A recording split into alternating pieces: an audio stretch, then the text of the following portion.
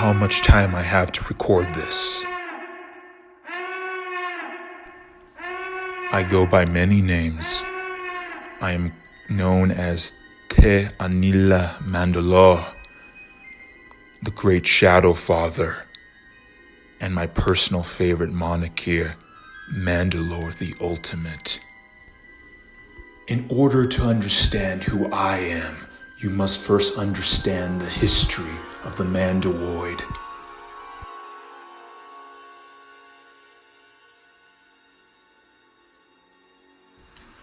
Despite the Mandalorian being warriors, we would teach our children to treasure family, clan, and honor.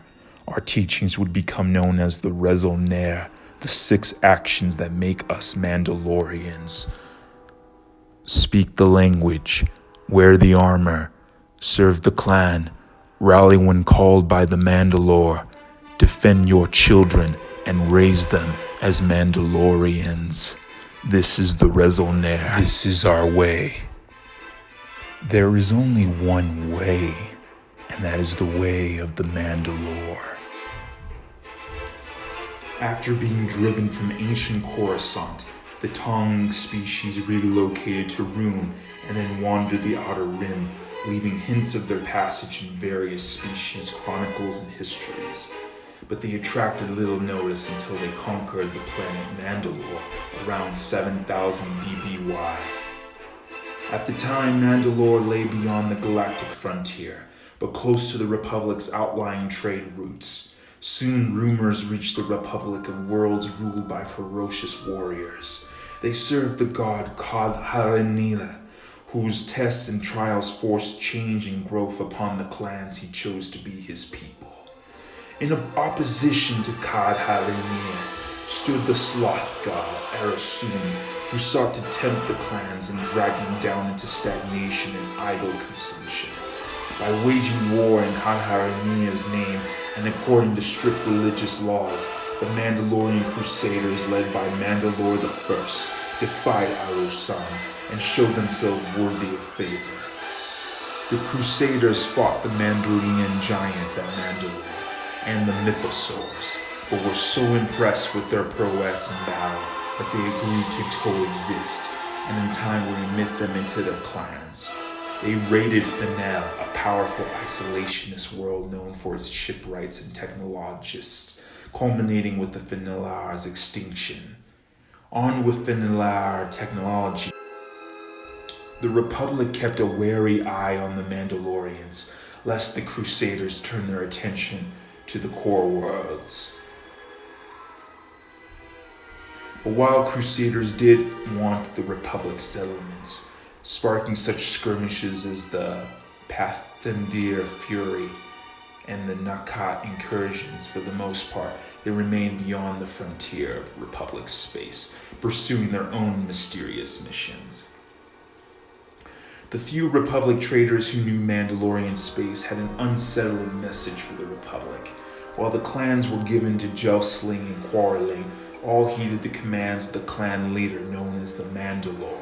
And despite their nomadic ways, they were great tinkerers and canny technologists, improving the warships and weapons of their fallen enemies. The final years of the 5th millennium brought a Tong religious reformation.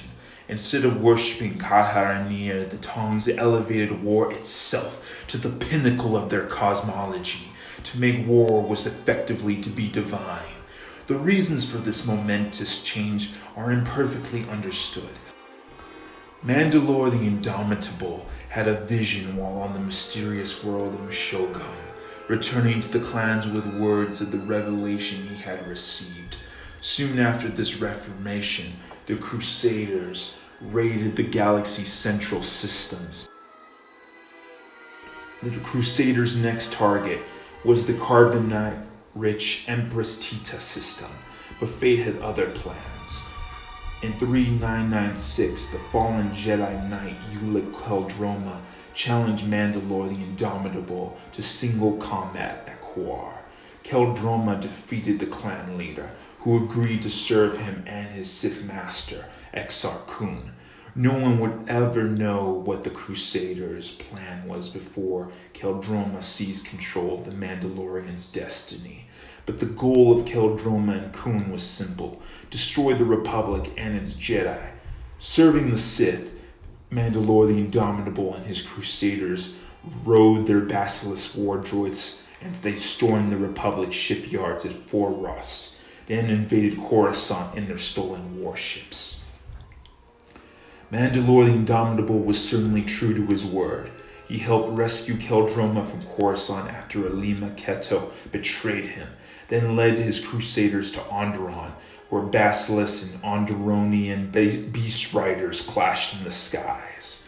A Republic fleet raced to Onderon's rescue, forcing Mandalore the Indomitable into a risky retreat across an atmospheric bridge from Onderon to the moon Dxun. Unfortunately, Mandalore the Indomitable perished in the attempt, but the Crusader who found his ceremonial mask, thus becoming the new Mandalore, was a greater threat to the galaxy. I was that Mandalorian Crusader who had found the Indomitable's mask.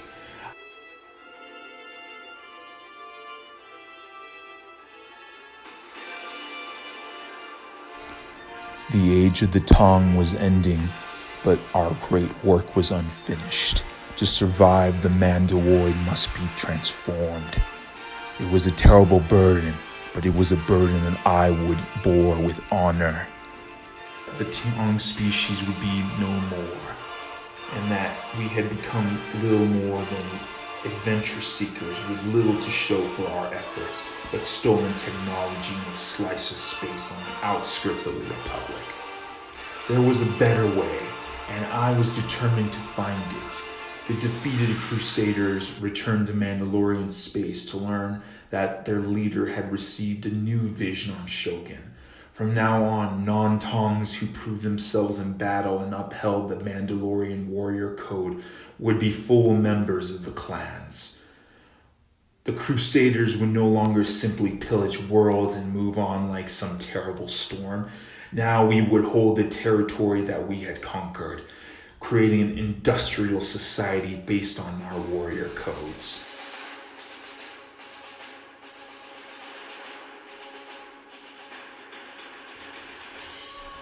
In this new society that I would create, warriors would rule, supported by farmers, artisans, and manufacturers who accepted their place in the Mandalorian hierarchy, with slaves and those without honor below us.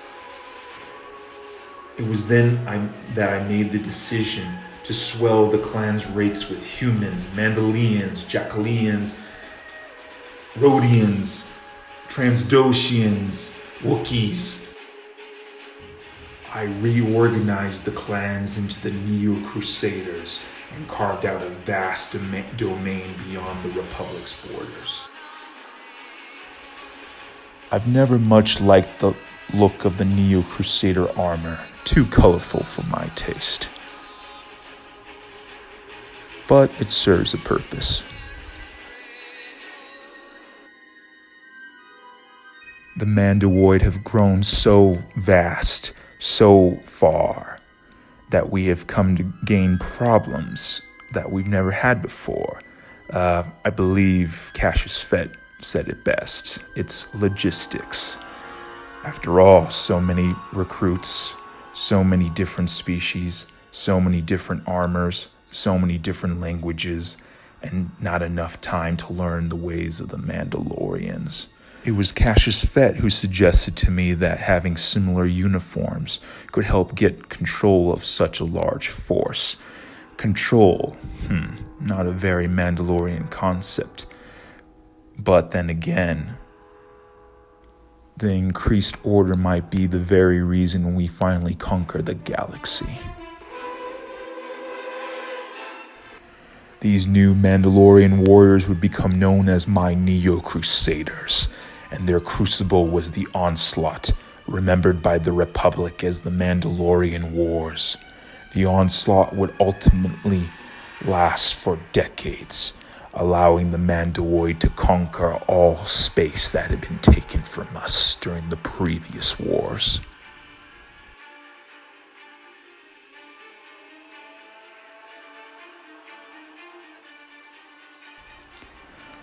All across Mandalorian space, we would take the technologies of conquered species and reshape them for our warcraft. Amid Mandalore's lush forests and fields, our strength would grow and our great purpose would be revealed, a generations-long endeavor that would prepare the way for us. We started by conquering worlds just outside the Republic. We did it quietly so the Republic wouldn't really know what was going on until it was too late. When we finally did hit the Republic worlds, they had no idea we were coming. We came in through invasion corridors and adjacent sectors. Anyone who put up a fight or wouldn't fight was crushed. We razed whole worlds trying to provoke the Republic into fighting us. And launched a full-scale invasion on Republic space. Battlefronts opened up on Taurus, Onderon, and Iridonia as the Mandalorians poured our forces into 3 invasion corridors. The Republic pushed back along the Jebel, Vanquo, and Terranith line, but lost the planet Taurus. We marched on, devastating Sirocco with nuclear devices and cowing other planets around Duro. Unlike other Mandalores before me, I am the first to use politics as a weapon. I have learned something. Politics is simply the continuation of war by other means.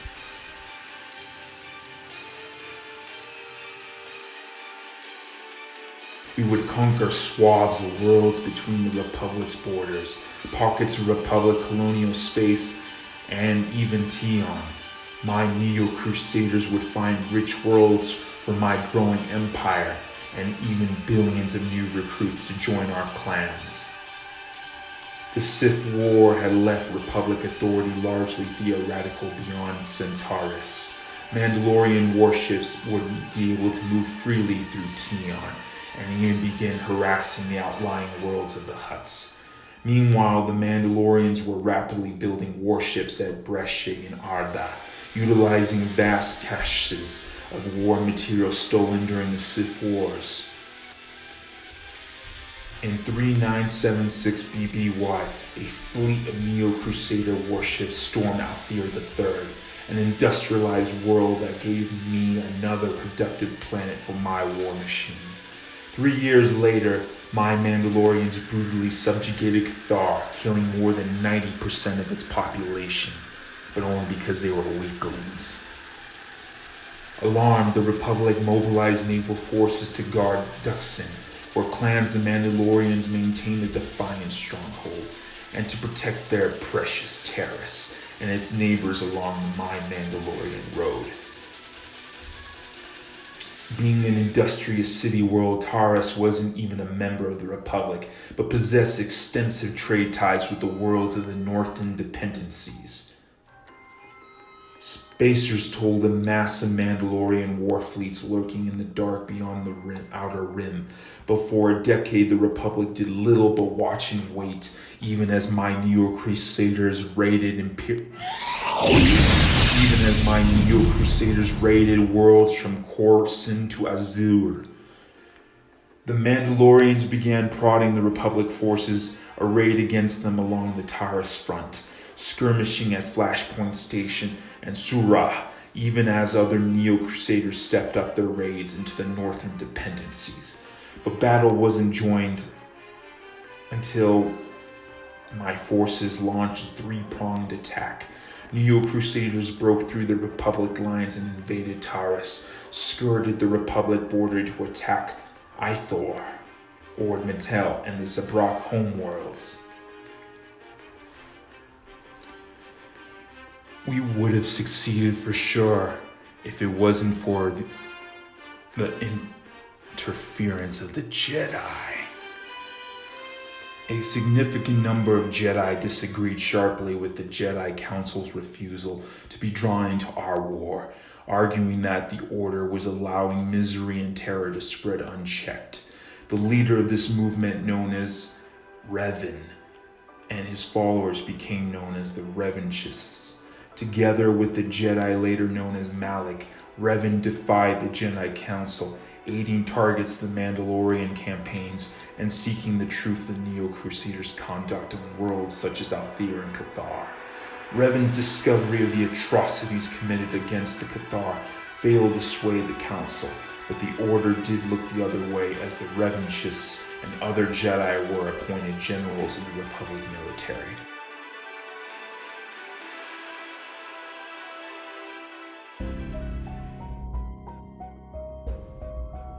The Jedi and their abilities are a force to be reckoned with, which is exactly why I have my top scientist, Demigod, doing research on them in order to discover the secrets to their powers. That way we can utilize it for our own armies.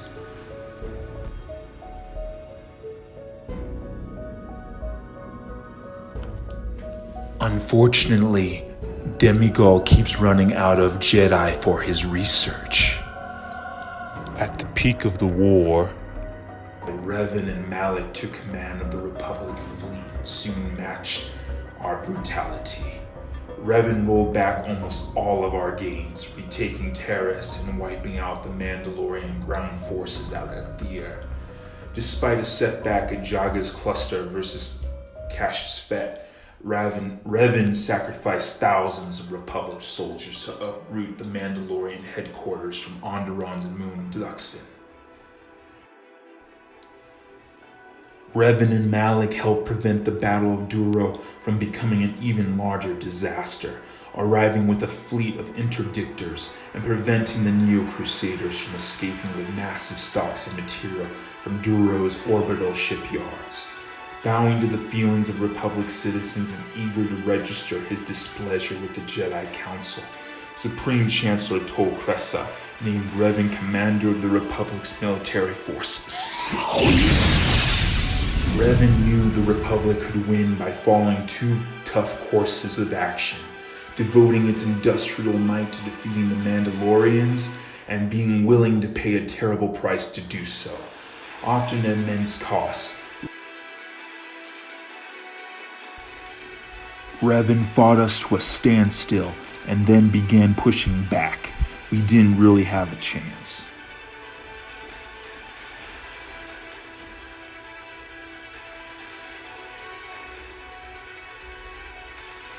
It was what we had wanted all along in a way. We wanted to fight the best in a battle that would be remembered for centuries, and we did. At the start of the war, there was not much of a threat to speak of, but once the Jedi Revan had taken charge, things began to turn against us. The Republic fleets began to use more than just basic tactics, feints, counterattacks, mass deceptions. Revan was a genius on the field of battle. Revan abandoned worlds of their defenders so that others would be too fortified to strike, and was willing to make sacrifices in order to advance goals. But none of that matters now. Now we're at the final battle. The battle that I've been waiting for all my life.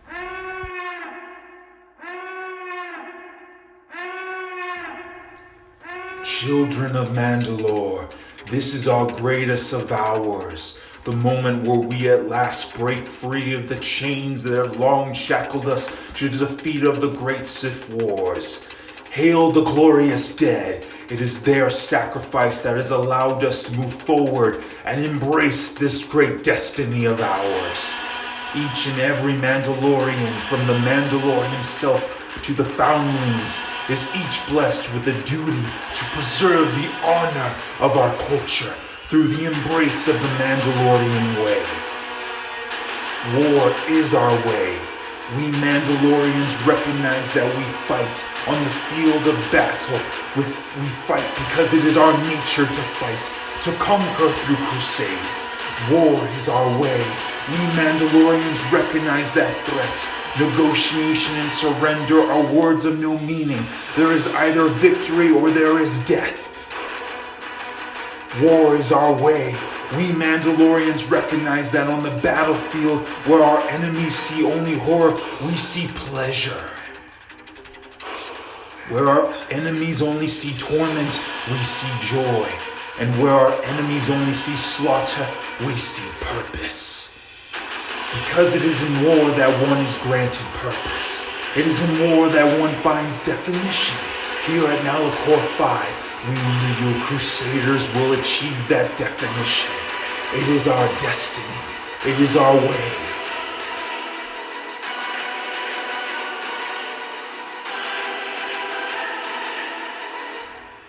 I am under no delusions, my children. I understand how crucial a situation we are in. The Republic has pushed us from Onderon, from Althea, from Dxun. These are worlds we captured at the cost of countless Mandalorian lives. Our sacrifices are so many, our victories are so few, but our resolve has never been greater. We can defeat the Republic here. We can begin to reclaim the ground they have taken from us. But only if you continue to embrace the Mandalorian way and commit yourselves completely to our war. Seek honor through battle and bring boundless glory to the Mandalorian people. Warriors, you continue to fight under our enemies with every ounce of strength that remains in your bodies. There is a great honor in your struggle and in your sacrifice. I commend you for your efforts, for there is no greater death than one found on the field of battle. As warriors, this is our duty that we must confront, the fate we must accept. As your Mandalore, leader of all the Mandalorians, I have a duty that I too must confront, that I too must accept. The Jedi known as Revan has infiltrated our line and has boarded my ship in an effort to end this war. This was an unforeseen and unpredictable move and marks the arrival of an equally unpredictable Jedi to this battlefield.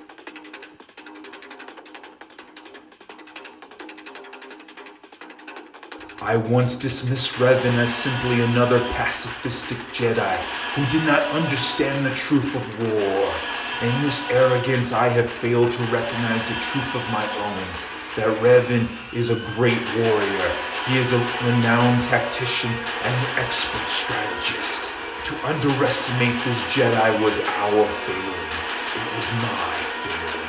But it is not a failing I will repeat this day.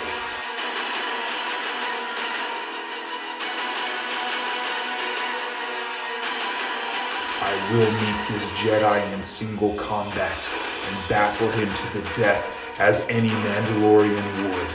I will be prepared. I will be victorious. As I depart to meet the fate that lays before me, I ask of you warriors, my children, that you remain loyal to the end, to your purpose and to your Mandalore. In turn, I will be loyal to you as I always have been. Revel in your time, my children. Serve the Mandalorians, and they in turn will serve you.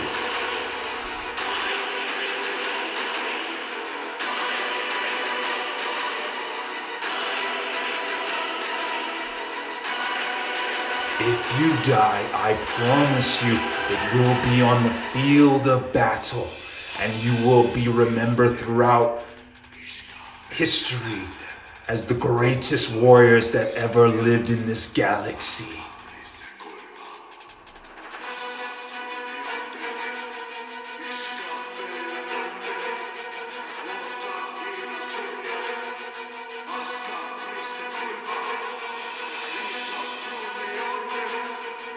Stop.